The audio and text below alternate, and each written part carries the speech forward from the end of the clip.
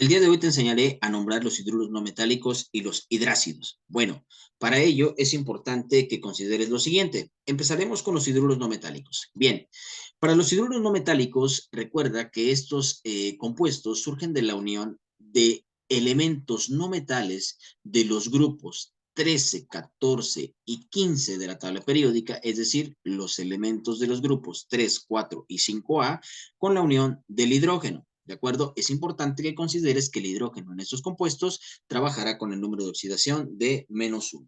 Bien, eh, ¿cuáles son esos elementos que se encuentran en estos grupos? Bueno, te los voy a presentar a continuación.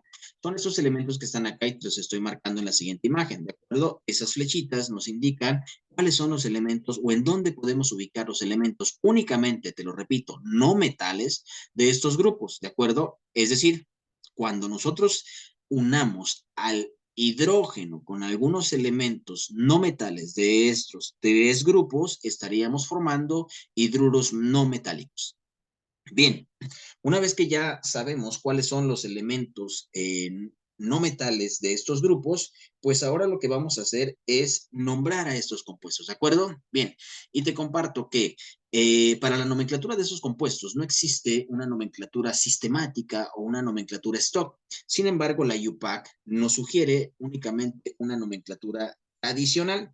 Te voy a compartir a continuación cuál es la nomenclatura adicional de alguno de estos compuestos. Bien, empezaremos con el primero de ellos y el primer compuesto que tenemos en pantalla, la primera fórmula que te estoy compartiendo en la parte superior. A este compuesto se le conoce como amoníaco. ¿De acuerdo? Entonces, este compuesto se llama amoníaco y esta sería la nomenclatura adicional para este primer compuesto. Para el segundo ejemplo, nuestro compuesto se llama metano. Para el tercer ejemplo, nuestro compuesto se llama borano. Para el cuarto, nuestro compuesto se llama silano. Para el quinto, nuestro compuesto se llama fosfina. Y para nuestro último ejemplo, nuestro compuesto se llama arsina. ¿De acuerdo? Entonces, estas serían nuestra nomenclatura tradicional para nuestros hidruros no metálicos, ¿de acuerdo? Bien, te voy a recordar por última vez, recuerda que los hidruros no metálicos son aquellos elementos, aquellos compuestos, perdón, que surgen de la unión de los elementos no metales de los grupos 13, 14 y 15 cuando se unen con el hidrógeno. Bien, una vez que ya sabemos cuál es la nomenclatura tradicional de cada uno de estos compuestos, pasaremos a la nomenclatura de los hidrácidos, ¿de acuerdo? Bien, para los hidrácidos, te comparto en pantalla lo siguiente. Para los hidrácidos, lo que vamos a hacer es que vamos a considerar lo siguiente, ¿de acuerdo? Los hidrácidos, lo que vamos a tener es que van a ser la unión del hidrógeno con elementos no metales, pero de los grupos 6 y 7A, ¿de acuerdo? A diferencia de los hidruros no metálicos, estos van a ser elementos que se encuentran en el grupo 6 y 7A. Bien, ¿cuáles son esos elementos que se encuentran en el grupo 6 o 7A? Bueno, los estoy marcando a continuación.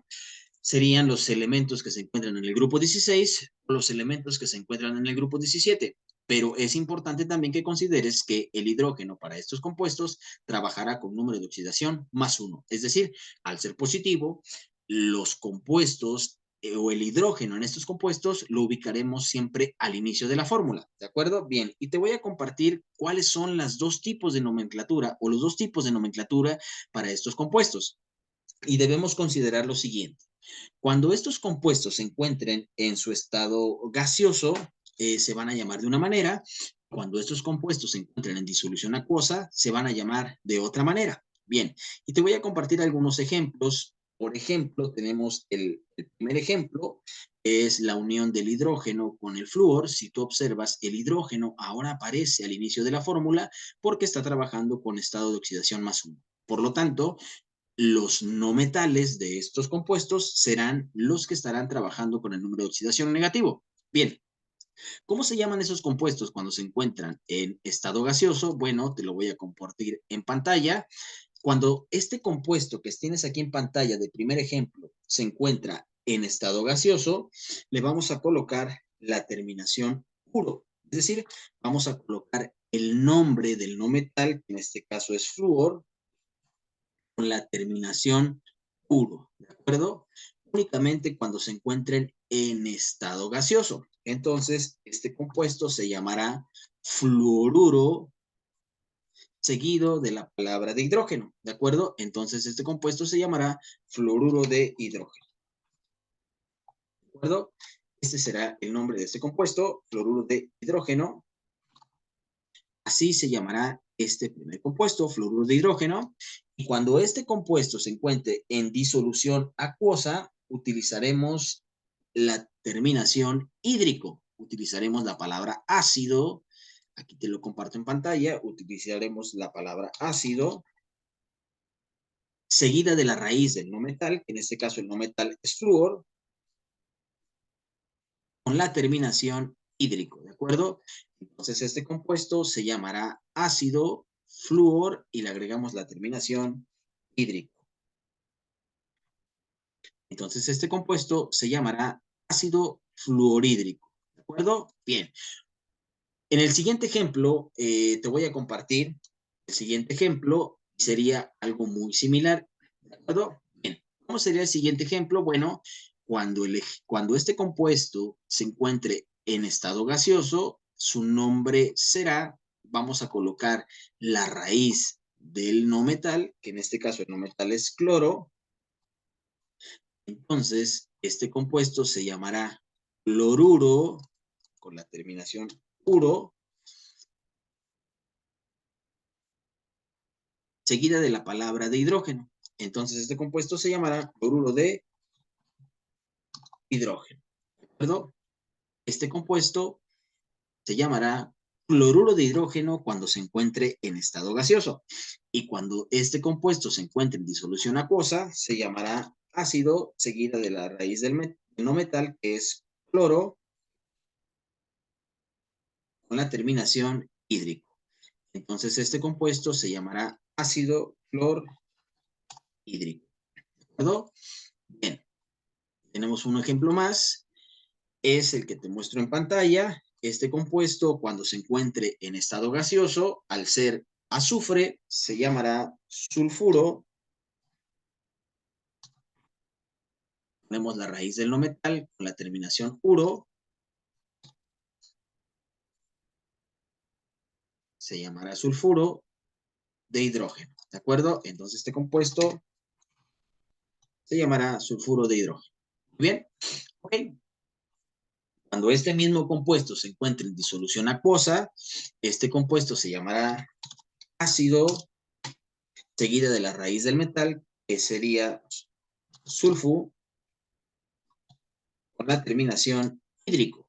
¿De acuerdo? Entonces este compuesto se llamará ácido sulfídrico. ¿Ok? Ácido sulfídrico. Y te comparto un último ejemplo. Este compuesto se llamará, cuando se encuentre en estado gaseoso, nuestro no metal, perdón, es selenio, se llamará selenuro, seguida de la terminación uro.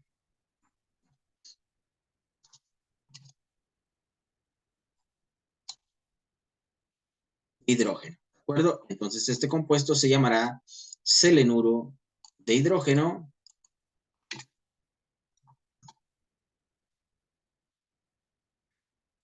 Y cuando este mismo compuesto se encuentre en disolución acuosa, se llamará ácido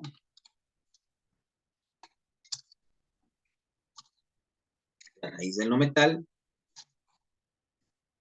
la terminación hídrico. Entonces este compuesto se llamará ácido selenhídrico. De esta manera tenemos las dos nomenclaturas para nuestros hidrácidos. Bien, espero te haya quedado claro cuáles son las nomenclaturas para los hidruros no metálicos e hidrácidos.